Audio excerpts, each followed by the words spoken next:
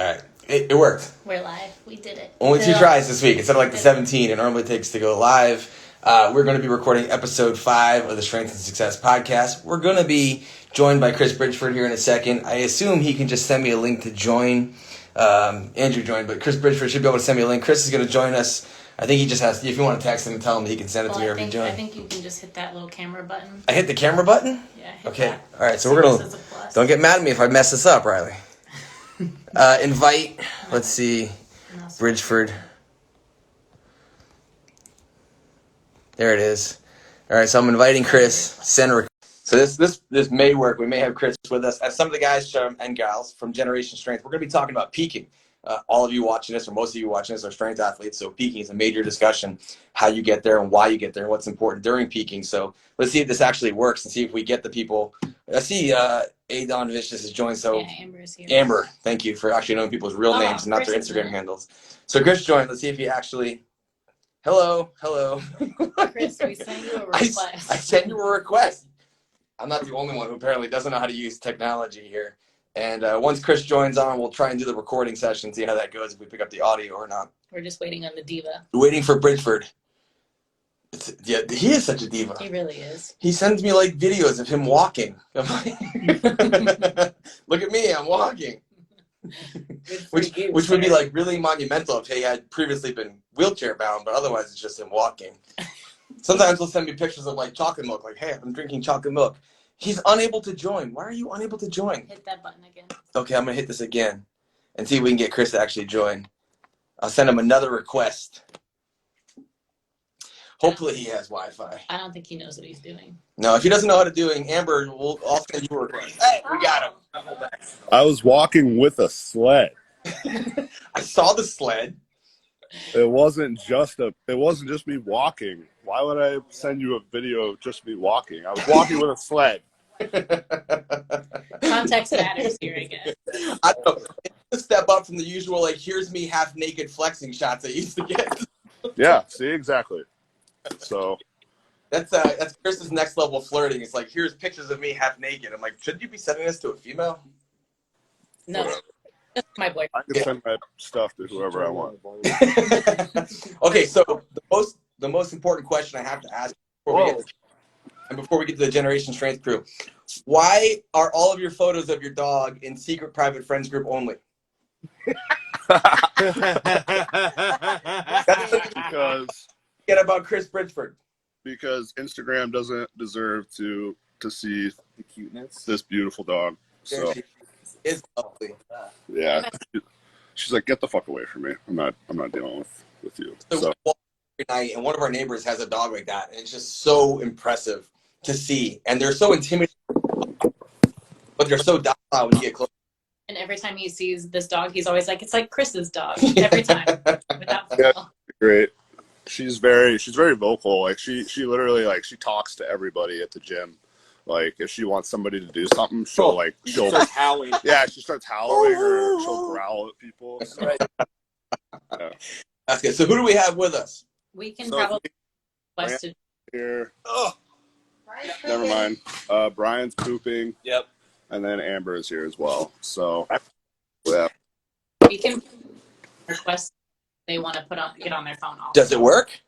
So they have it pulled up on the TV, so that way they can like see everything, and I'll just kind of like move the phone around when other people are talking. So it's on me right now because you're the star. You're beautiful.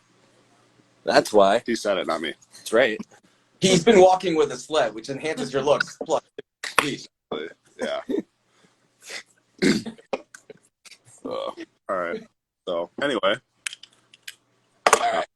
Question. This is episode 5 of the Strength and Success podcast, and we're joined by Chris Bridgeford and some of the crew from Generation Strength. There's Ranson. I see Amber back there.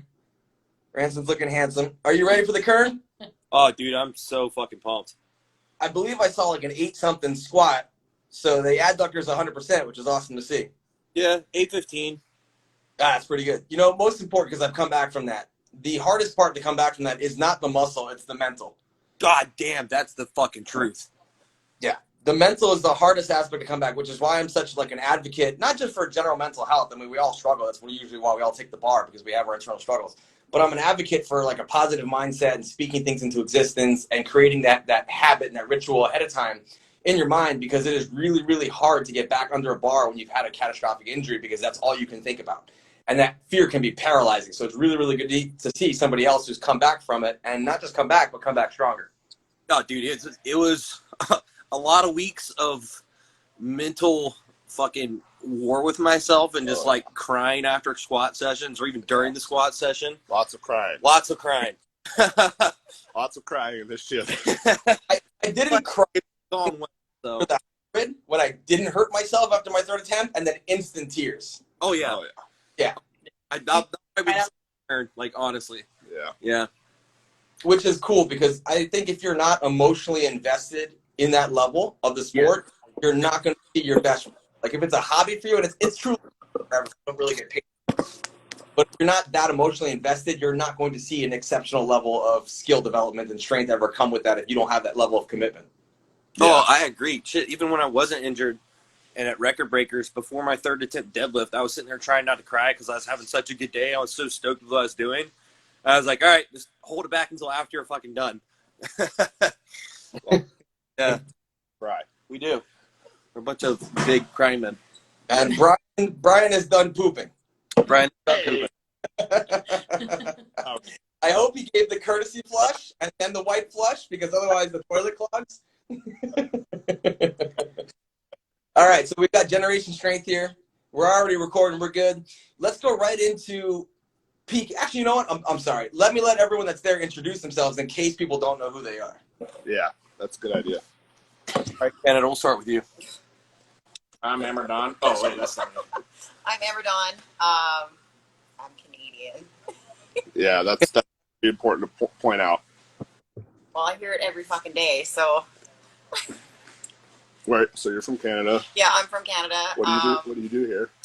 I'm a powerlifting strength coach. I also work on general fitness. I've been doing this for almost 4 years now, working with Gen Pop and powerlifting athletes. So, What's your official title? my official title, Canada. Canada.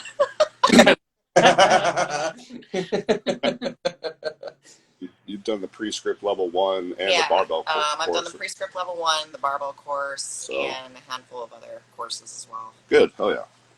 Cool. What about you? What's your name? Hi. I'm Today's the name. This is a really live group we have. co-owner of Generation Strength Gym and class clown. Yeah. Okay. That's probably, I mean, a fellow class clown. Clearly, I'm curious all the time. That's a fact. This is Yeah. what I deal with You every guys day here. it's not my fault you laugh at my hobbies, man. Like, All right, then we got Ranson up front, who already spoke. If you don't know Ranson Lee, he'll be competing at the Kern, former bodybuilder turned powerlifter, and is seriously strong as shit. trying to be. don't fluff him up like that. he does not need his ego pumped. Well, I want to look his best on camera, so a little fluffing helps. Yeah, that's right, man. Different kind. Everyone needs a little fluff every now and then. Yeah. Amen, brother. And then, of course, you guys know Chris Bridgeford because he's like my adopted powerlifting son, and we talk all the time. And he'll send me chocolate milk. And I'm a fellow Fairlife aficionado, and I'm joined, of course, by Riley every week, Riley Presnell, Hi. who won't be angry at me this week, I hope. I'll try not to touch random buttons. I had permission this week to push buttons. I have to give the instructions. Yeah. So what are we talking about today? Yeah. All right. So you wanted to talk about peaking because this is a big topic, and we see this often. Different strategies for peaking. What's the intent? What's the ideal? So let me let you handle the floor here. What is it that you dislike about the way people peak? That's so yeah. So Take it away. I mean, like I just put up a little tiny post about peaking, and it's something I see more and more where I used to be like in the mindset when I saw like a big gym lift that like I thought it was really, really impressive because I used to be that kind of lifter where if I put up a big gym lift, I was super, super proud of it. But I started developing this habit of hitting a high squat in the gym or a deadlift with straps in training or whatever, and I'd go into a competition and I'd hit 50 pounds less. but then I started seeing all these other lifters, like lifters coached by you, lifters coached by like Chad Wesley Smith, and like started reading all these articles about peaking. And I would see lifters who would hit like a 700-pound squat in the gym, and then they'd go into a meet and hit like 750 or 760. It's like, how the hell does this happen? And my first prep that I did with you going into Record Breakers 2018 was like a picture perfect example of that. The heaviest squat I hit in the gym was 771. I hit 843 in that meet. The heaviest bench I hit was 485, and I hit my first 500. And then the heaviest pull I went up to was about 826, and that was the meet where I barely missed 904, like right at lockout, because I lost my balance at the top. So after that, I really focused on like fine tuning like how to peak, and like biggest thing is just like seeing people hit absolute grinders 2 or 3 weeks out to a meet, or they start to stack up training PRs, 6 weeks out, 5 weeks out, 4 weeks out. And then by the time they get to the meet, they only hit their opener, and then they hit a really, really difficult second attempt, and then they don't get their third attempt. So it's really just like, I guess, unrealistic planning, I guess, like going into the peak, having like because when I get into a peaking phase with a lifter, I base everything off of like what we think they're going to hit for a third attempt. So all the percentages I base off of that goal number, but the number needs to be realistic. So like if I have that's only squatted 600 and they want to squat 700 in the meet, that's not realistic. Like we need to maybe go like 625 or 650 and then base all of our training numbers off that. So that's really been the biggest thing, is just seeing people go too heavy week after week after week, and then they get so run down and so fatigued going into their deload that it's not enough. Like we had a conversation where, before I started with you, the current U.S. Open 2018, where we sat and talked in the airport. 6 days out, I was supposed to hit like 705 for like 5 singles or something like that from competition, which is like at the time when I was cutting weight, like that's a lot of weight to be doing that close to the meet. Right. So. And like, then that's like when you told me, where it's like, yeah, like if I were telling you what to do, like I'd have you hit your last heavy deadlift 3 weeks out. So yeah, a lot of changes. So I can, let you kind of. It's a great philosophy to have, to work backwards from the goal, not work up to the goal. And I get this question often from people like, can you peak too soon?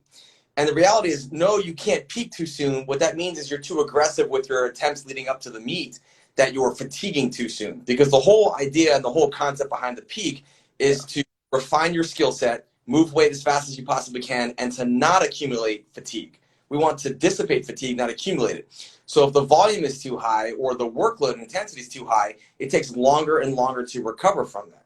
Right. And then when you meet, it's not that you've peaked too soon, it's you went too heavy too fast.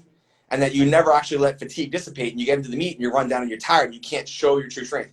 This is especially the case with people who are cutting down into a weight class. Even if it's just water manipulation, that's taxing on the body, and it goes through something and it's fatiguing to the body. So even if you're doing just the water manipulation, like they wanted you to pull 705, which, was a high puller at the time, that's not heavy, but 6 days out coupled with low calories and low recovery, and the velocity that you'll pull 705 is going to fatigue you, because you're going to pull it with 900 pounds of force, even though it's only 705.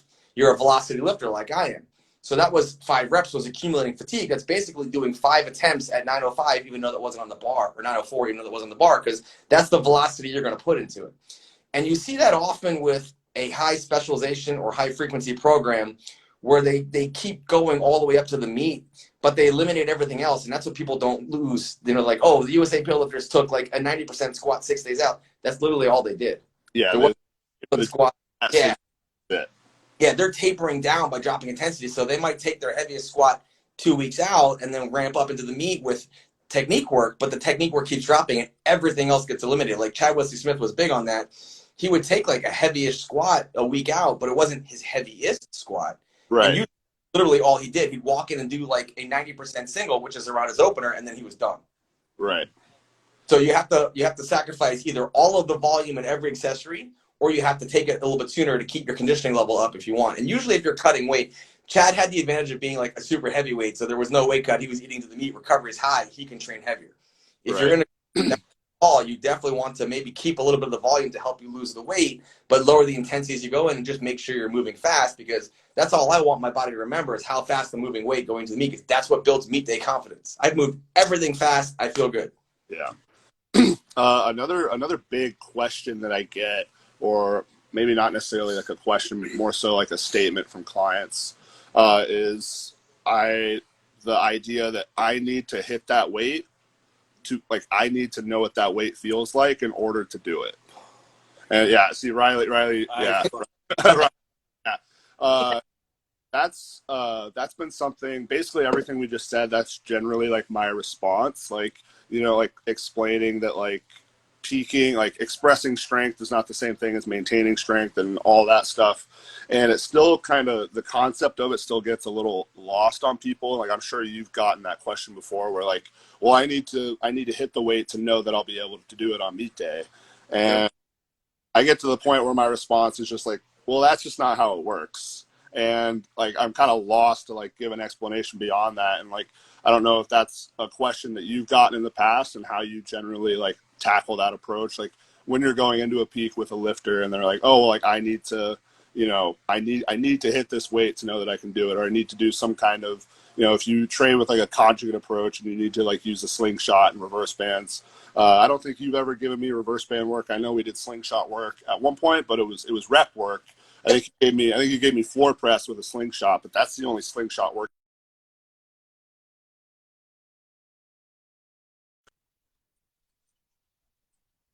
A heavy single, you know, with any sort of like modified range of motion or like assistance with it, like reverse bands or anything like that. I always like to look at the risk versus the reward. And if someone can project a certain number with things, they don't need to have that weight in their hands. They just need to show they're capable of it. And did I tap it and I muted by accident? Can you guys still hear me? Yeah, you're good. Okay, I thought I tapped and muted because I had messages popping down. So it's one of those things like we just needed to show that your triceps were capable of handling the 501. So we figured out a triple projection off the slingshot, which allowed your pecs to fatigue so much. Floor press. So it was like, can his shoulders and triceps handle it? Because you were sticking at the top, not the bottom. So look at it as like, let's make sure his triceps can project over 500 with a pretty close enough weight that it's there without him actually having to hold and move 500 through the full range of motion, which was going to fatigue you out much more. So I look at it that way. When people start taking like reverse band max singles and whatnot, that's really, really fatiguing to have that load on your body and have that load on your structure versus let me see, what can this person triple to show me they can hit that? Like with Chloe coming up, we have a goal for the current US Open. And I'm like, okay, this is what we need to see with the top double in order to hit that number. But I don't want her to take that number in the gym because that's going to be much more fatiguing. She just has to project that number in a certain range to have the confidence to do it. And we can do that closer and closer we get to the meet with like certain triple projections, 3 projections, 4 projections, 5 projections. Sam Berg was huge on that, of taking like a max rep set at 80%, never heavier, and then using that for his projections, like here's where I am. And then as he would get closer to a meet, he'd start taking a couple heavier singles, but he wouldn't add more than 80% of straight weight. He would add chain. So the chain would kind of unload the bottom for him because he was a speed guy and he was competing in wrap. So the bottom didn't matter as much. He just wanted to make sure kind of getting that top end number to project that he can hit that and hold it on his back comfortably. And I kind of used the same philosophy with you with the bench, was getting you confidence to move things that kept projecting 500. And then when you got to it, the 500 came up and it looked like an opener. It was kind of cool. It blasted up with speed. Yeah, that was a great day all around. So yeah, I mean, we've had similar situations with, you know, all these people here. You know, her last prep, our first prep together, her heaviest pull in the gym was 375, and then on meet day she pulled 405, and it looked exactly the same that the 375 did in the gym. You know, Ranson with this prep, you know, we're kind of basing everything based off of what we saw from record breakers, just because that was a 9 for 9 day. It was a pretty perfect day. He hit 821 for his heaviest squat in that prep, because prior to that we knew that I think it was like a 760 peaked you well for about your first 804. So we're like, okay, like if we can hit 815 to 820, he should be good for about like 850 to 870. And then so this prep, his last heavy squat was 815, and it looked better than his 821 that he did from record breakers. So we can Well, it sets in a 2.5 meter wrap and not a 3. Yeah. So, and the depth was better because, you know, that was an issue with record breakers prep. He hit 849 on the platform. You know, it was record breakers. You know, if we were to hit that squat, you know, like in, you know, like a meet like the current U.S. Open, it might be pretty, you know, it might be pretty borderline on, you know, if you know, if it would count or not. So, Wait a minute. Ranson, do you remember getting mad at me? Squats? I don't think so. I don't remember that. My squat about a lift right coach who was in a federation that had like borderline judging. Calm down. But no, I just found out, I'm like, your last speech was SPF. No, that yeah, none of us can really talk about it. So literally nobody in this group can talk about depth. From a psychological, we got Riley. You can talk about not hitting depth. Yeah. To encourage the athlete to overcome that insecurity of I need to feel the weight. Well, and that's what it is. It's just like a confidence issue. So I kind of have to remind them, like, if it is your true like 1 rep max, you're probably only going to be able to hit that one time. So if you hit that one time in the gym, you're not going to be able to do that again on meet day.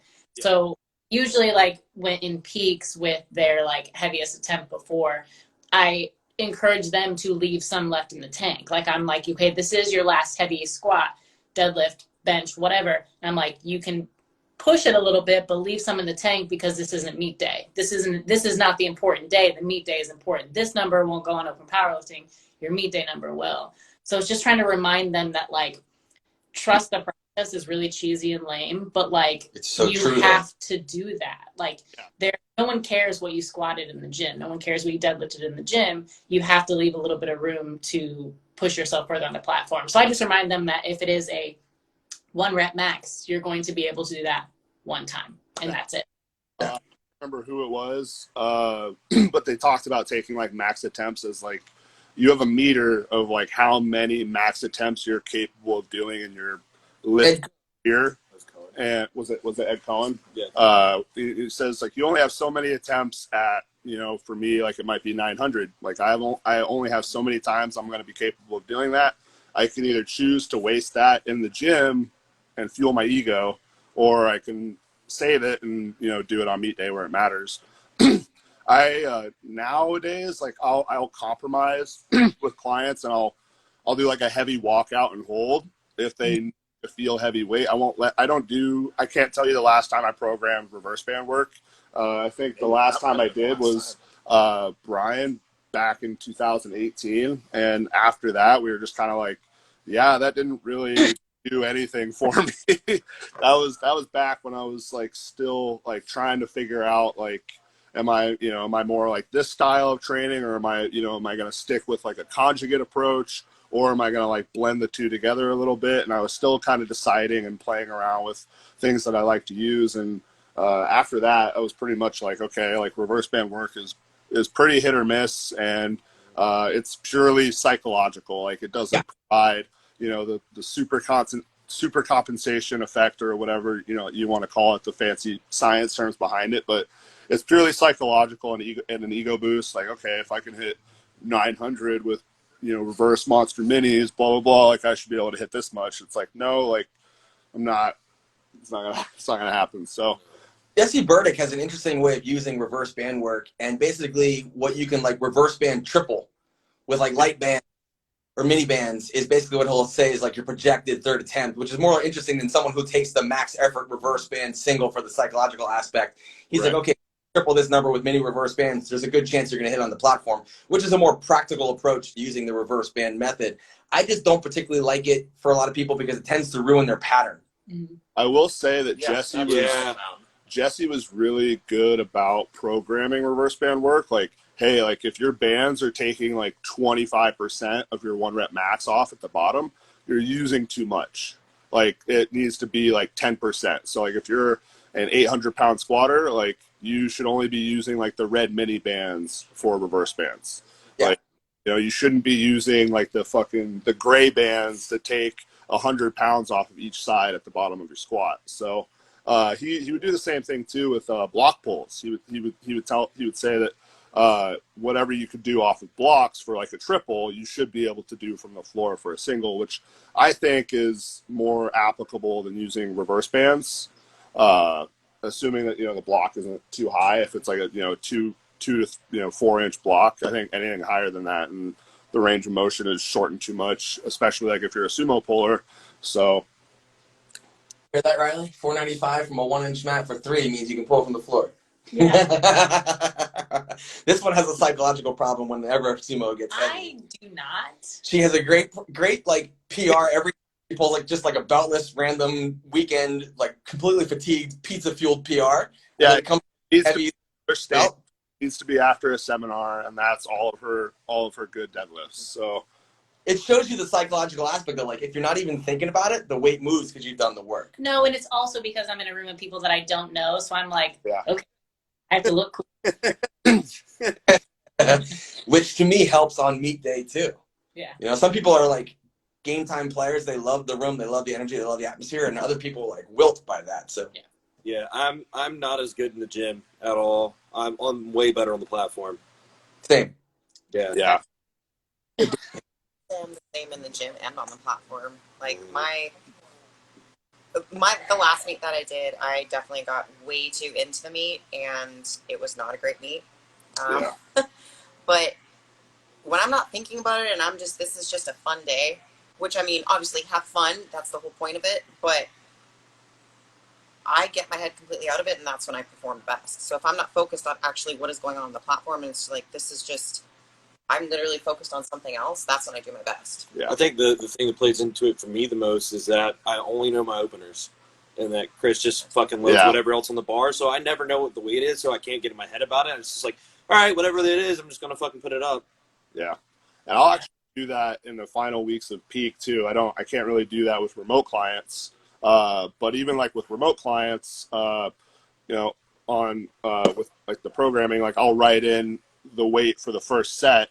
And almost like they have to earn the, it'll be 3 singles or whatever, and the first single is at like 88%, and I won't write in the weight for the next 2. So it's like they have to earn the right to add weight past that. Like, okay, like if you make 88% look like an opener, then we'll work up to like a projected second attempt, which may or may not be a small gym PR, but depending on how that prep goes, because we have people that make lots of progress in their building blocks, so they get to the point where they're in like a peaking phase where they might be doing their meet PR for working sets or whatever, like best case scenario, but in that scenario, like I won't tell them what their weight is going to be, and that's a situation where they send me their first set and I'll tell them what to go up to. And then like Ranson's his lap, I'll do that with everybody if I'm in here. Like his last heavy deadlift yesterday, I didn't tell him how much weight was on the bar until afterwards. And For both of them. for squats and deads, I did that with everybody for the record breakers prep. So I just think it takes a variable out of it. Like if they don't know what they're hitting, then they can just put all their energy towards that. Yeah. We actually talked about like the kind of like the environment thing like a couple weeks ago, where I told you like record breakers and then like the cage were like some of my like best lifting experiences, because it was just a really positive environment. I didn't really get caught up in like competing against other people and like making it more so like I'm going to beat this guy, like I'm going to put up a better total than this guy. Like it was just with record breakers, I had all my friends and training partners around me. When I was in the cage, I had you, I had Garrett, and I had Joe and everybody else from the Midwest there that like that I know and that I'm friends with. And that type of environment I strive, like it's pressure, but it's the right kind of pressure, because like I'm around people that I feel comfortable with. And it's not so much like, oh, I need to beat this guy. Like I need to prove everybody wrong or whatever. Like the last meet I prepped for, I didn't even tell anybody that I was doing a meet, because I didn't want that pressure. So. All right. So we talked about meet peaking strategies for someone, making sure that there's speed on the bar, making sure there's something left over, taking small gym PRs versus grindy PRs, leaving something for the platform that matters. Let's talk about meet day attempt selection. How do you like to break it down? Well, like that goes back to like, all right, so like if we have a goal third attempt, so like Ranson, if his goal third attempt is 881, I generally do the opener at like 88 to 90% of that third attempt, or people will generally say like something that you can hit for a triple, like on any day of the week, even if it's a bad day. So I generally go with like 88 to 90%. So for him, I think that would be about like 793 to 804. And then from there, like if depending on the day, because like we have situations where you might not be able to secure a meet PR in your second attempt, but if you stay conservative on your second attempt, you might be able to secure a PR for your third attempt. And actually what happened to me at Record Breakers in 2018, I opened with 771. I went to 815, which was not a meet PR, but then I went to 843 for my third, and I got it, and I had enough energy to hit that and to make it look good because I didn't go too heavy on my second attempt, which I developed a habit of doing because I was terrible at planning attempts for myself. So I had somebody else take over, and so I went 771, 815, 843, secured that meet PR on my third attempt.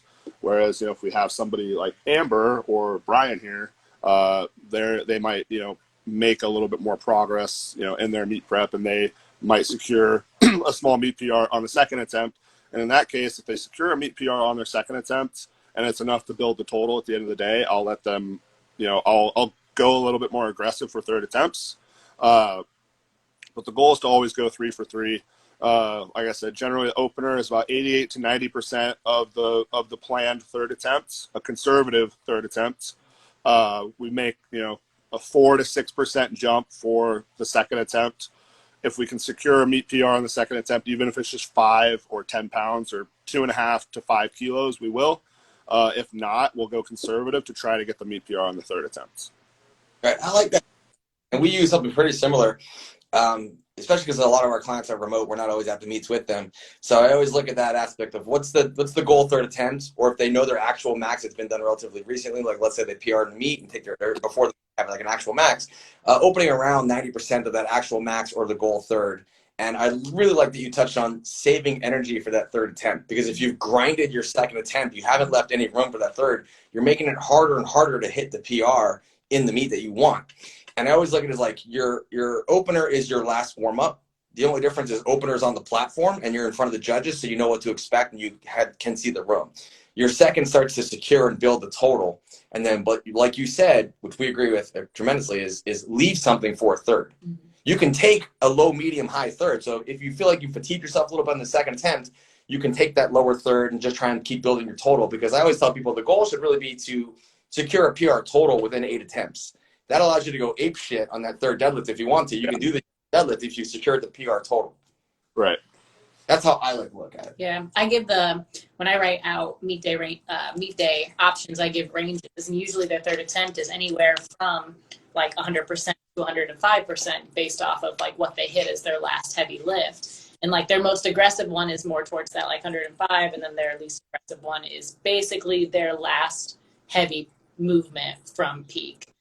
So that way they have an option. And then also, kind of like how they're feeling and how their confidence is on meet day. Like with newer clients that like I'm going through their first meet with them, what they chose from what I gave them also tells me how they will perform on meet days. Like if they, no matter how something moved, if they chose the lower end of all of those ranges, I know that they're probably not a game day player. So I know that I'm going to have to push them a little bit more if I want them to give more. So like next meet, I may increase their percent ranges to be a little bit more aggressive because I know that they'll still go for the low end.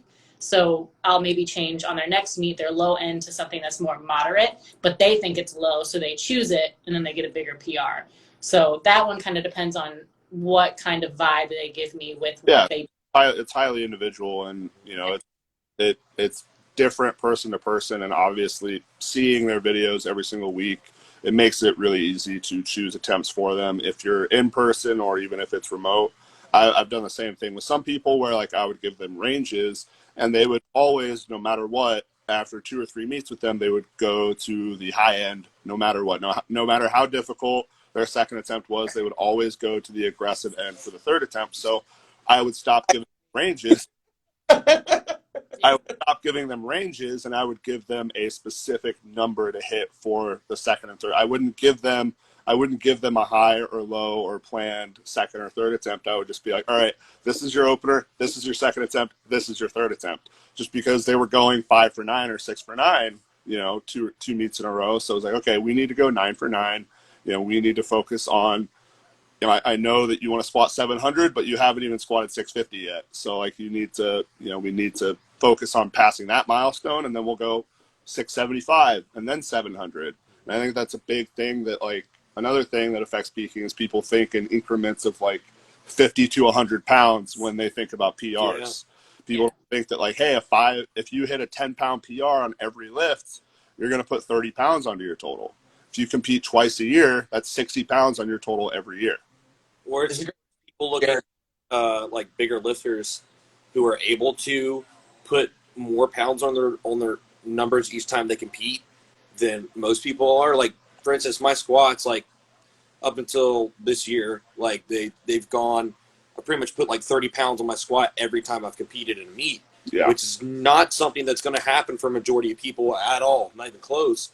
Like, and there's going to be a lot of people who can only PR like 10 pounds on their squat, or maybe even 5, and then eventually everyone gets to a point where like you're gonna have to fight for that like 5 pounds extra on your lifts at some point, or you'll have like my bench was stagnant for 2.5 years before now it's finally flying up. The lifters have a bigger ego, that's for sure. You just good point though of time. So Jared from Deathboard Designer asked that question about novice lifters versus elite lifters and being able to put bigger numbers up in the total. The biggest separation factor between a novice lifter and an elite lifter isn't their strength level, it's the amount of times they compete. Someone like Ranson's probably only competing at the US Open once, maybe twice a year, and the other meet, something like the Showdown, which would be like in sleeves. They're not competing every other month just because there's a contest. So I have that want to do every single meet that comes up, and that's why they don't see anything more than that 5 or 10 pound PR, and that might even be just on their total, because they never give themselves time to grow, adapt, and get stronger. They're always competing and testing and never spending any time building. I also feel like between novice and intermediate or elite lifters, the elite lifters are probably going to know more of what they're actually capable of. Like, they'll be able to say, I have 10 pounds left in the tank. Whereas like a novice lifter is going to be like, I have no idea what I have left. And they have like 50 pounds left.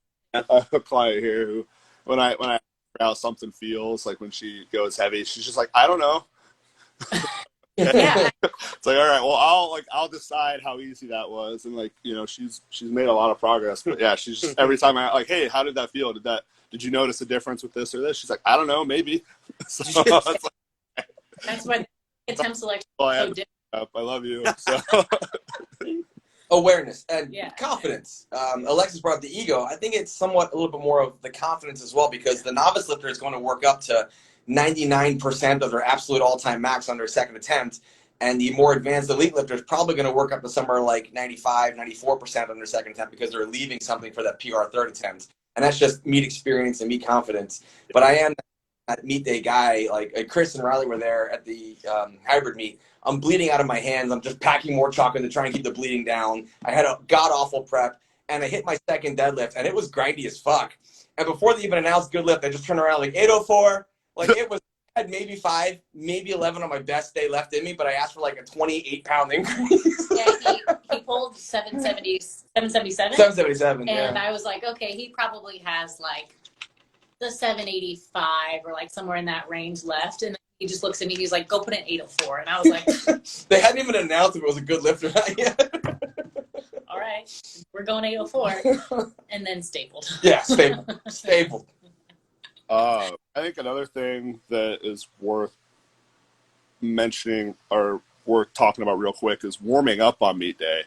That's something that I wouldn't say I struggle with, but that's something I surprisingly get a lot of pushback on. Is I have clients that like want to do like sets of 5 all the way up to their last warm up. It's like, hey, like, we're not here to work out. Like, we're here to, like, I'll, you know, do one set of like 10 with just like 135 with a bar on, and then I'll do like one set of 3 and then singles all the way up.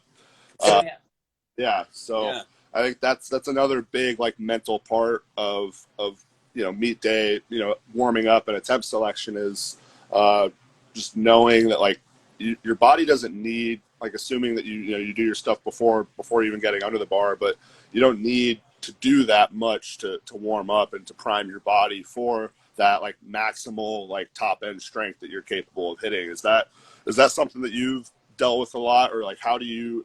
I'm sure we like have lifters warm up the same way, but is that something that you've dealt with? How do you like to have lifters warm up? I generally just have lifters do like, assuming they like, you know, if it's like a beginner level lifter, it's, you know, anywhere from 4 to 6 warm up sets, and that's it. We do 1 or 2 sets that are, you know, 5 to 10 reps, and then the rest are just singles all the way up. Last warm up is generally like, You know, if it's somebody like Ranson, it's easily like a 5 to 8% jump from his last warm up to his opener, and so I do the same. Somebody just asked, Swole Kid just asked about doing like meet specific stretches. You do lift specific stretches and activation, or you just go right to the bar. I will usually do a couple bodyweight movements and activation drills, and then get up to the bar. And I hate to actually steal the name from Wendler, but like my warm up strategy is literally 5-3-1. Like my first set is 5 reps, my second set is 3 reps, and everything beyond that is single, single, single. And I take as many singles as I need to keep my speed and not fatigue, and get as close as I don't know if it's as close as I can to my opener, but get in that range where your strength level, they might jump. So like my deadlift is plate, basically to the platform. right. Why I use a little bit more of a warm up where I might take the first one of like plate, quarter plate, and then go plate. You know, I get a couple extra warm up sets in on the squat just to loosen up first lift of the day. Bench is the same, you know, like a 135 for 5, 185 for 3, and then single kind of thing. Yeah. But you're going to decide how big of a jump you want. And if it's one of those where if you're taking 33-pound jumps every single attempt and you're like an 800-pound lifter, that's a lot of warm up sets. Yeah. To like 66, 100 pounds. Like my deadlifts are 90 to 100 pounds, depending upon what kind of plates they have. If they're kilo plates, it's 110-pound jumps all the way up. And then my second to last warm-up, I kind of split the difference between my first opening attempt and the last warm-up. So that won't be like 110 pounds. I'll split it to somewhere between. I think I opened at 744 for the hybrid meet for deadlifts, and my last warm-up was like 705 or something like that. Yeah, it was like 683 or 705. Yeah. It was, I'm like, just get me close to 7. I don't remember what the place were. I'm like, somewhere close to 7 is fine with me. Yeah. So it took like a 4-pound jump, but I went from, it was like 611 to that 688, 695, and then platform. So something like kind of split the difference between my opener. But the idea should just be to prime your movement and prime your speed and not to fatigue. So many people go through an entire workout in the warm-up row. I'm like, how are you lifting still?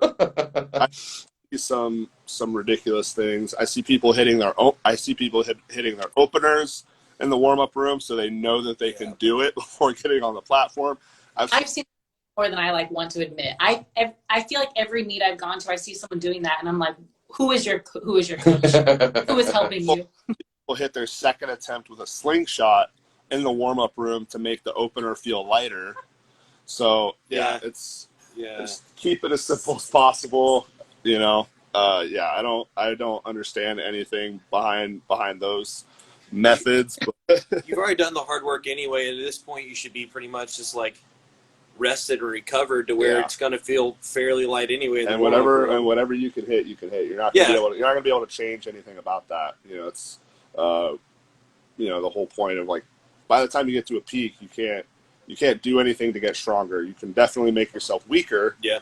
But you're not going to be able to do anything. There's no amount of like rep work you're going to be able to do to make yourself stronger those last 4 weeks going into a meet. So, and I think that's something that people don't realize. You've done all the training leading up to the comp. Now you just need to perform. Yeah. You're not there to train.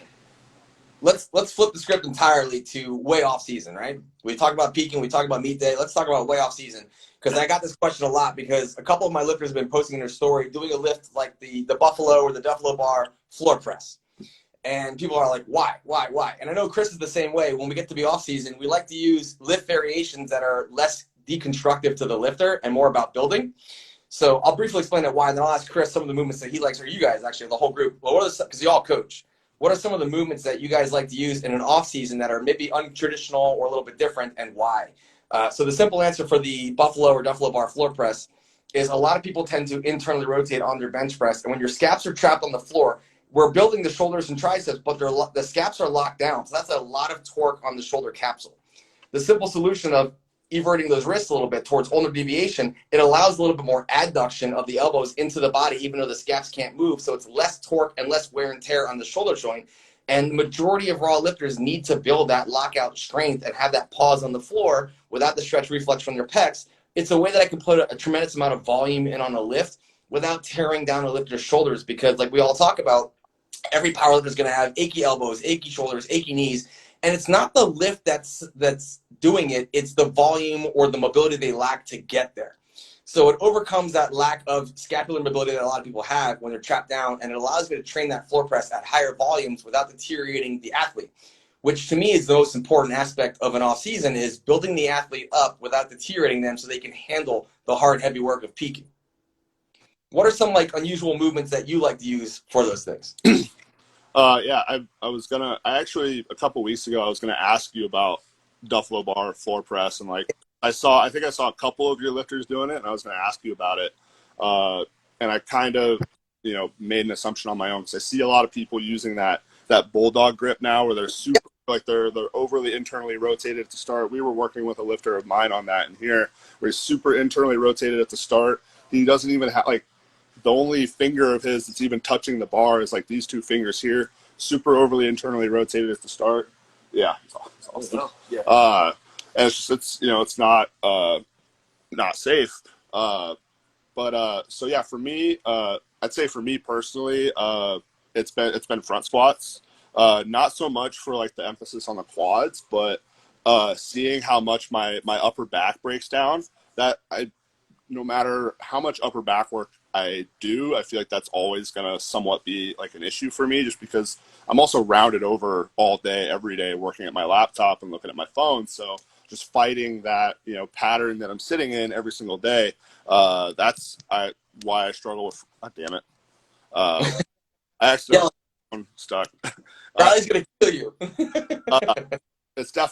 For me, for squats, it's front squats, just because, and like I said, not because of the quads or anything, because the leg drive is fine. Like when I use like an SSB for front squatting, yeah, I can still feel it in that, my mid upper back.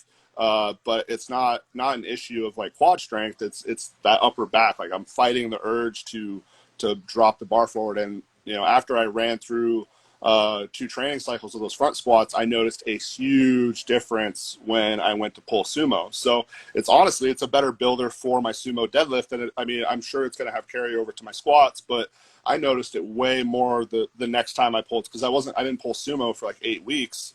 And then when I went down to San Diego, I pulled 804 beltless at Cali Elite. And that was the first time I had pulled sumo in almost 2 months. And I'm gonna attribute that to all the front squat work, because my mid upper back, when I was wedging into the bar, I was able to hold that position with a much higher weight than I normally do. So yeah, just one front squats for me. That's a big one. I didn't do these until I started working with you, but it was incline bench with a Swiss bar. Yeah. That is the only like incline bench variation I've been able to do consistently over the course of however many weeks without shoulder pain.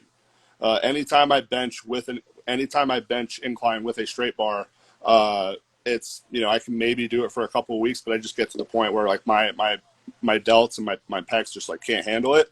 And that's, a lack of shoulder mobility and, bad posture for me. But, for the sake of like, if you want to program something that a lifter can do just based off of their individual anatomy, like doing the incline presses with the Swiss bar, that angled or neutral grip took a lot of stress off my shoulder, and I was just able just to sit like in that more like externally rotated position. And it was just a lot easier to even like get the bar to my chest. Like if I have 135 on the bar with like a straight bar for incline, I struggle to get the bar to my chest. So that was a favorite variation of mine that you gave me. Then obviously, for deadlifts, outside of typical, like if I have people that pull sumo, I have them pull conventional, but snatch grip deadlift is definitely my all-time favorite deadlift variation. I love doing them for how terrible they are, but I think whether you pull conventional or sumo, I think it's a great deadlift to use in the off season, because you're not going to be able to snatch grip deadlift nearly enough weight in comparison to your actual 1 rep max that it's going to be overly fatiguing. Unless you have like a rare random few individuals that can pull 90% of their 1 rep max with a snatch grip. For the most part, people are so unfamiliar with that position and just like the skill of performing that movement, like they're not going to be able to use enough weight that it's going to be overly fatiguing. So yeah, those are a couple of my favorites. For squats, I absolutely love the SSB bar. Mhm. That's probably my favorite thing to give people off season is different variations of SSB work, whether it be pin squats with it, which I've seen a lot of progress from people with, just building that power out of the bottom in the hole, and plus, making force keeping upright, which most people fucking suck at. Yeah. So just building the upper back with the SSB bar, so just different variations with that, whether it's tempo work, whether it's pin squats. That's my probably favorite thing for. You don't have to worry about the For shoulders. Take the shoulders. Yeah, especially shoulders out of it. save people's shoulders and elbows. During the off season, so that don't have issues with that. I also like giving people a lot of like leg machine stuff. Just bodybuilder at heart still. So Yeah. I love giving people a lot of leg accessory work with like leg press and especially hamstring work with hamstring curls, like prone or seated hamstring curl machines, because almost everyone neglects their hamstrings way too much, and building strength and hypertrophy work with the hamstrings, I think, is something more people need to work on. For like bench press, I'm actually a big fan of dumbbell work, probably more than anything. Outside of any barbell variation, Yeah. you really like giving. Yeah, Actually, I do, because it builds a lot of stability in the shoulder and stuff. Yeah. But it's just, you can really focus on just the chest too. Like I actually like giving people like hex press, so just like pushing the dumbbell together. Press. Yeah. yeah. Well, I love that. Or incline dumbbell press is probably one of my favorites too. More often than not, depending on the type of individual that's reaching out to you, like a lot of people do just need to build muscle mass. Yeah, a lot That's of a people. big overlooked aspect of it. Because the more muscle mass, the more load you can handle anyway. So that's for that. And then pretty much with deadlifts, same snatch grip. I've had a lot of success with giving people snatch grip work in the off season. I've seen that True snatch grip. True. That's the big thing. Finger outside the ring, or it's not snatch grip. Because the background, I would tell you thumb distance from the ring would be true snatch. Yes. Finally, someone who agrees with that. That's me. I tell everyone at least a thumb distance away from the ring, or you're not true snatcher. Now, I'll be even bigger, Dick. That's thumb distance from the ring that are set to the weightlifting rings, not the powerlifting rings. I like that too. Hell yeah. I just ask people, like, if you were going to throw this bar over your head, would you have your hands where they are right now? And the answer is usually no. Yeah. So, like, you want your hands wider. You don't want them to. What about you guys? I'll piggyback off the SSB Mhm. because with two guys now, two guys had problems getting down into the hole, right? Okay. And I used the SSB. I used tempo regular, so like 410 tempo, and then SSB pins and SSB fronts. And what they really needed to do was learn how to stay upright. Yeah. And as soon as they learned how to get that extension and stay upright, both Jalen and Steven, their Yeah. hips went right down into the hole. Yeah, exactly. Yeah. And after that, it was never a problem. Well, Jalen, a big issue with him is he lacked confidence to hit the hole. And Yeah. with those variations, like with a front squat, you can't stop yourself from hitting true depth. Nope. It's a really, really difficult movement. Like with a low bar squat or a high bar squat, I can stop myself right at parallel and feel fine. If I try to stop myself like at parallel with a front squat, it's not going to feel good, and I'm going to want to dump the bar forward. So you kind of have to let your hips sink all the way down. I started with SSB pin squats so he could even feel what depth was. Mhm. And then from there, the next block I did, on one day I did tempo SSB work, and then on his secondary squat day, we did front SSB squats. And then ever since then, he's had no problem sinking his hips. I like that a lot. That's a good progression. It worked out really well. Yeah. And you have two interesting points of the front squat creating a deeper pattern with Dude, eccentric pause deadlifts. Yes. Yeah. Dude, Yes, those yes, hip fix- yes. Those hip fix so many starting positions. Uh-huh. It's absurd. Yeah. The first time I ever did those was when I worked with Tony, Okay. like way back in 2016. That was the first time I ever did them, because it was like, like the idea with a pause deadlift is to like improve your positioning in that spot. But I realized how like undertrained I was with doing the eccentric portion of the deadlift when So I had hard. to do those. Like Yeah. I couldn't even do them. I couldn't even do them with like 60. I couldn't do it. Yeah, it was bad. Even like eccentric deficit pause. Yeah. Like, Oh, yeah. because then like they're pretty much pausing where they would be on the floor, and it's like, and then going down a little bit further, and that's seen a lot of improvement with people's position on that. Just having that, like a, Ranson's status just came out. What about One of Ranson's clients, and he doesn't like you, I guarantee you, he probably gave you eccentric deficit pause deadlifts. the meanest thing I probably ever did was I have this one guy who he's like, I don't know, 6'2", and I gave him deficit snatch grip pause deadlifts. Oh, Jesus Christ. Ooh. Let's add a variation on top of a variation. But his on top of a deadlift, variation. his deadlift shot up like 60 pounds for his meet, which was cool. Not the best. Good. He's control and positioning. Yeah, So you gave him what he needed, even though he didn't enjoy it. exactly. Yeah. Good. It's just what you need. Dude, All right. What do you got? what the best deadlift variation is: sumo deficit against heavy bands. Oh, God, I could kill him for that one. I want to point out that wasn't even on his program when he did that. Yeah, that He was Wow. intentional. I saw Dan Green started doing those, and I was gonna comment. I was gonna be like, "Don't do it, Dan. I know where this road leads to." Hey, but it's definitely a very high risk. Hey, it was working until it Movement. wasn't. Yeah, it was working until my muscle decided. I to remember that separate day. I was from like, God damn, he's strong. Yeah. I mean, I was, when I was working with Kabuki, I went through 2 training cycles of those, and now, granted, at the time, I was getting body work done, and I was getting fascial stretch therapy. I don't know if you're familiar with that, but I was getting fascial stretch therapy done, twice a week. I was getting body work done once a week, so like I was able to consistently get my hips into that position.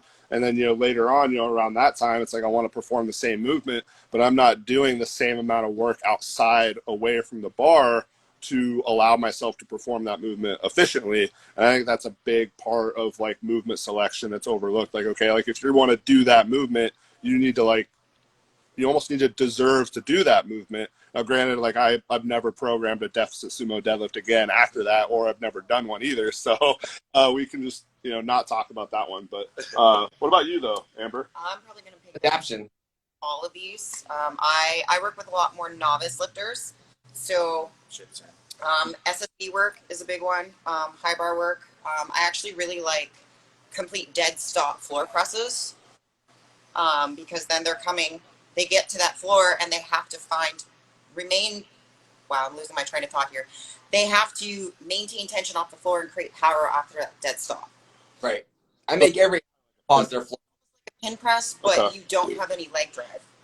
I like that. So they have to utilize their triceps, they have to utilize their pecs a lot more. And because I work with a lot more novice lifters, I also really like to go into more of the accessory side of things, and I work on a lot of unilateral stuff with my athletes. So that outside of barbell work, they do a lot more accessories that focuses on stability with their accessories. Dude, anything tempoed. Anything, Oh, yeah. like anything and everything tempoed. Yeah, but like unilateral It's just like- movement, my athletes see unilateral movements in every single one of their days. Yeah. Tempoed unilateral. I got one more that I know Jaffe will be happy with, and then I want to know Riley's is core work. Oh, you're gonna talk Like rotational work, I'm excited. anti-rotational work. Yeah. Like last, my body's not been feeling super great like the last few weeks, just like little bumps and bruises popping up. And just last night I came into the gym, I did 10 minutes of sled work with 90 pounds and I was fucking dying. And then I came in and just did a circuit of core movements that, to be honest, like I haven't done in way too long. And I did like ab wheel into I did like a hip flexor march with band, and then I did Copenhagen planks, and I just went through a circuit of that. And after 2 rounds, like I was fucking dying. I was like, okay, like no wonder my body feels like shit when I get under a bar and try to load 2-3 times my body weight on there. It's like I can't even do these simple movements without like my body convulsing. So for me, it kind of goes back to what I said earlier, like earning the right to get under the bar. So like for me, like where I'm at with my training, it's like, okay, I'm going to take a step back from barbell work for a few weeks. I'm going to focus on doing these really simple things 3-4 times a week, actually build up some tissue tolerance and resiliency so my body can actually handle performing those movements. So, yeah, I know you're really, really big on core work, and you'd be disappointed in the amount of core work that I've done. Get stronger by adding in more stability work and core work. Oh yeah. So we can stabilize. Yeah, anything not necessarily direct ab work, but anything more so like anti-rotational, because one of my left oblique is a big big problem causer for me in my lifts, just because I have an old injury there from wrestling, and I can feel it a lot. Like when I get to heavy deadlifts and heavy squats, I can feel my left oblique turn off, and that's big. It's been a big focus for me recently, is trying to even out those imbalances. So right, one in she sneaks in, and it's especially for female lifters, it's pull-ups. Oh, yeah. And if you've never seen the activation studies, EMG activation studies, most people will get like 300% more EMG activation in their abdominal wall doing pull-ups than they will direct ab work, because you have to stabilize yourself in space. And I love that she forces or encourages her female athletes to get better at pull-ups, because the spatial awareness goals alone, is huge. My lifters usually have pull-ups in there in some capacity, like twice a week, just to work on them. But I like Zercher movements a lot. Like I will have a lifter do like a Zercher squat or like a Zercher reverse lunge, because then they're actually like focusing on keeping their torso upright, keeping everything stacked. With the reverse lunge, they're focusing on hip stability too, while maintaining that torso position. So that way they're not breaking down underneath their squat. I'm a big fan of that. Yeah, I like that. I used that a lot on a few of my athletes, like last year and coming into this year a little bit, and it was fantastic for helping them maintain that upright posture. Yeah. I ordered sandbags specifically for the reason to have people do Zercher movements, to teach like what you're talking about there. Like a lot of people have that, that anterior pelvic tilt, and it's just have somebody hold a sandbag, and they're gonna have to get out of that position just to hold the sandbag. They're gonna learn compression strategy really fast. Yeah. So Can't confirm it's shitty. yeah, it's terrible. So Yeah. Works. I saw this from you, Chris, was like incline presses to pins. I really like those. Yeah, that's another way that I can do incline work without pain, is if I do it to a dead stop. Yep. Yeah, that's been a big one for me. Yeah, I'm a big fan of those. And then I like programming more as a secondary movement, like a barbell RDL with bands pulling front. So that way they're focusing on like packing their lats down, getting the tension at the bottom, like forcing the tension at the bottom before they completely stop. And then they actually learn what it feels like to pack their lats down in a deadlift, whether they're hook grip or mixed grip, whatever their grip is for their deadlift, they take that same one. It doesn't require a lot of tension, just knee band, just something to like tactile cue them to force it. Kind of a follow-up question for that, because I've been doing those since they called it. There's like a West Side term for that. It's called like vector banded or something like that. Like that. Yeah, there's a bunch of fancy names for it. And then I've seen other coaches post like it's more effective if you put the band at your elbow or at your wrist or directly on the bar itself. Do you find any sort of difference? Because I just have them loop it to the bar. I personally don't see any difference with putting it at the wrist or at the elbow. Maybe if a lifter has a problem with like getting good like shoulder extension, and like they don't, I always tell people try to like point your elbow to like your hip crease instead of having your shoulder roll forward like this. I say like try to turn your elbow in. But outside of that, I really don't think it makes a difference. I would rather have it on the band I'd rather have the band on the bar, because I want them to get the tactile cueing with the bar, versus if it was on their elbows, they're going to want to think about that all the time, right, versus just knowing what it feels like. Like they're not going to have that band there when they go to deadlift. Right. So even though it is like a tactile cue, I prefer it coming from the barbell. I know that you like cue the bands like behind, like either on like hips. pulling Yeah, at the if someone hips struggles to and drive their glutes through and they go into extension, I've cut off activation by going higher up. I don't know. You know what I mean, though? People see something on That's Instagram. the way I look at it. Like, Yeah. Give a longer lever, it's gonna be harder. Yeah. Like, why would you cut off? People see something on Instagram. They're like, "Oh, well, this coach said that this is the only way that I should do this." I always wait Well, for the as long podcast. as, if the intent is achieved, I don't care where they put it. I would prefer it on the bar, honest with you, because they're not going to have a band or that tactile cueing in a meet or when they're doing their heavy lifts. So if it's on the bar, they're getting more used to the bar, and it doesn't alter their position. It just teaches them to keep tension in the lats, because the bar is being pulled away instead of their arms being pulled away, and so forth.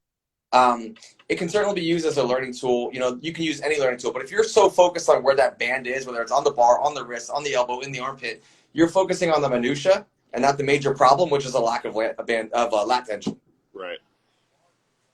Yeah. I like lately I've been liking breathing planks too. Like we talked yesterday about like side planks with breaths instead of for time. Like instead of saying like side planks for 20 seconds, telling them side planks 5 deep inhalations and exhalations. So that way we talked about doing that with like thoracic warm-ups. You know, if we have people do like thoracic rotations or anything like that, instead of, you know, doing it for time, you know, do 5 full breath cycles or, you know, whatever it might be. I didn't think about doing that with core work, but that makes a lot of sense. So If Scotty's still on here, swole kid, he got mad at me when I told him he didn't know how to breathe. I called him a chest breather, and he wanted to fight me at the seminar last week.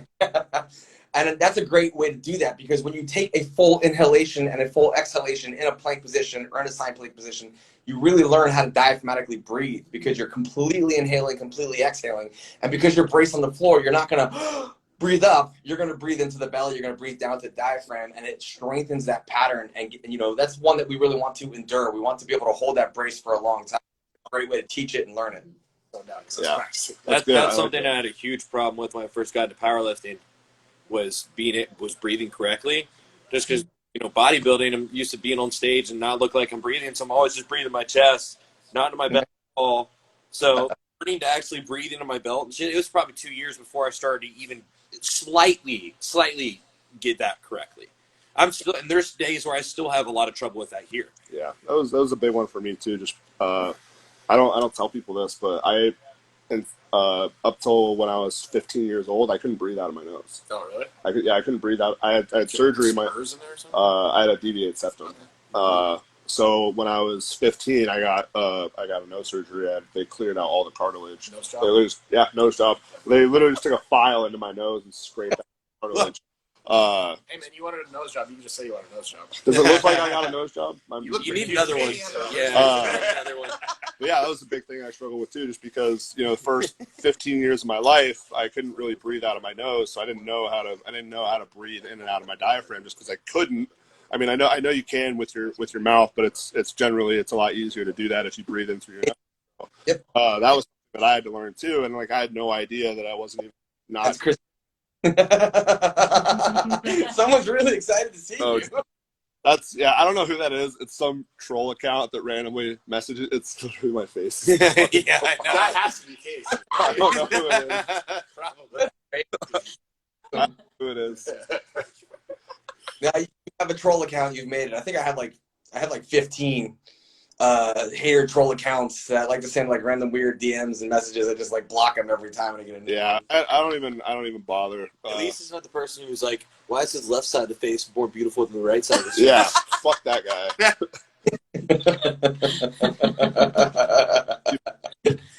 That's awesome. All right, well, this has been a really, really fun, good chat. We went an hour. I would love to do this again, because I love to just talk strength to people who actually coach and compete. It's always a pleasure. I appreciate you guys giving me an hour of your time, and everybody else who's going to do this on Monday and watch it. Yeah.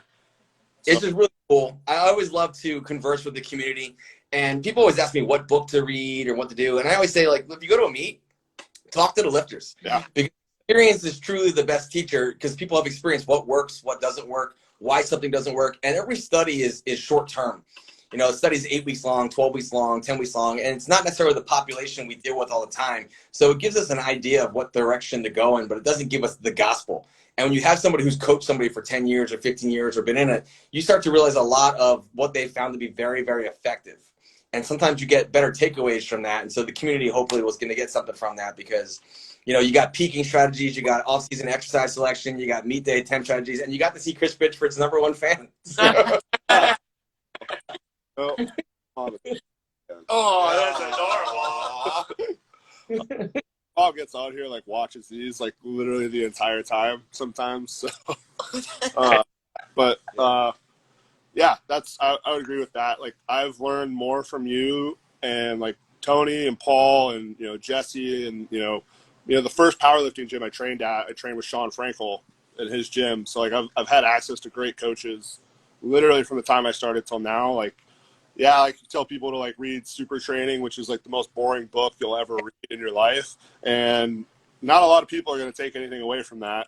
So it's like just talk to people, ask questions. You know, that's Clients that are like, oh, like I feel like I'm bugging you if I ask you about this. Like, it's like, no, ask away. Like, that's why you pay me, for one, is to ask me questions. Like, part of my job is to educate you, but that's why I've gotten to where I am, is because like I bug you all the fucking time.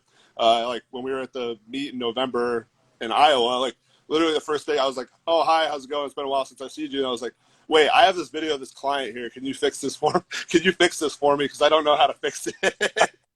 But like, I did something that day. So, if I don't do that, then I don't learn, and then I can't help my clients. So Most impressive was we went an hour and 10 minutes without Riley like picking on you for anything. so I appreciate that. So Love that. we can keep the streak going. Yeah. No message him on his birthday like, happy birthday, I hope you have a terrible fucking No, day. that's what. No. That's what, I think I did that. Happy birthday, I hope you have a terrible fucking day. yeah. Wow. But it was also opposite day that day. So Oh, is that right? Yeah. Okay. I don't know if you guys know that or not, but all right. Well, thanks for having us on here. I would definitely like to do this more often. So Will you guys What? you're Say that again? gonna be at the Kern, aren't you? Oh, of course. Yeah, we're flying out there. We fly out there Friday. We get there like around 12 p.m.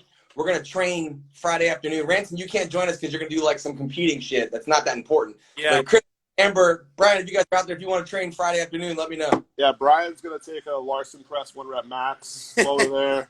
I'll of course deadlift with you if you're gonna deadlift. I'm gonna assume that we're just gonna deadlift because that's the only thing that you do when you travel. So we'll Travel day. what? That's the way I get my sumo in. Everything else is conventional. I just do travel sumo. Yeah, I'm cool with that. So all right, Kylie will hit a beltless sumo PR. Probably. I will. Cool. That's right. I'll just eat and hydrate and watch y'all. I'll be like teased taunting us with like cookies. All right, If you- well, All right, guys. Appreciate All right. it. Thank you. probably be talking to you soon. So Yep. can't wait, guys. Sounds great. Bye, guys.